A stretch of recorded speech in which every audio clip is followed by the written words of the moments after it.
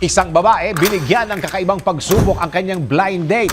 Ang babae, nagsama lang naman ng 23 na katao sa kanilang date.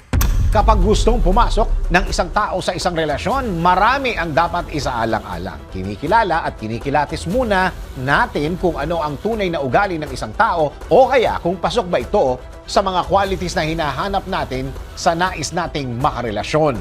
Pero minsan may iba na tila gumagawa ng malalaking pagsubok upang matest umano ang isang tao bago bigyan ng chance sa isang relasyon. Kagaya na lamang ng babaeng ito na ang ginawa ng matinding pagsubok yung ka-blind date niya upang matest umano ang kabaitan nito nang dalhin nito ang mga kamag-anak sa kanilang date. Kung nakapasa kaya sa pagsubok ang kanyang ka-blind date, ito po yung kwento. Isang babae mula sa China ang naging usap-usapan sa social media matapos nitong iset up ang ka-blind date sa isang kakaibang test. Layunin umano ng babae na subukin kung gaano kabait at kaseryoso ang lalaki sa pakikipagrelasyon. Kaya naman sa kanilang date ay nagsama ng maraming chaperone ang babae. Hindi lamang ilang tao ang kanyang isinama kundi 23 na katao. Sa araw ng kanilang date ay nagulat umano ang lalaki. Siyempre, dahil imbis na isang romantic date for two ang kanyang naabutan, ang table na kanyang pinareserve ay napuno ng mga taong hindi naman niya kilala.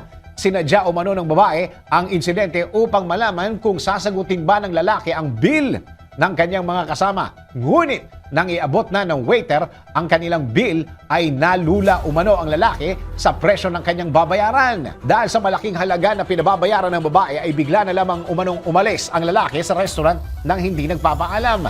Dahil dito, walang nagawa ang babae kundi bayaran ang kabuang bill ng kanilang order.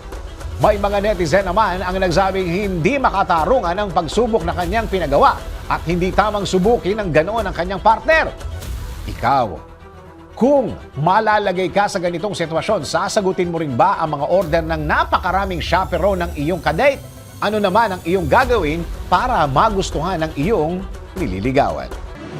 DWIZ Research Report. Report.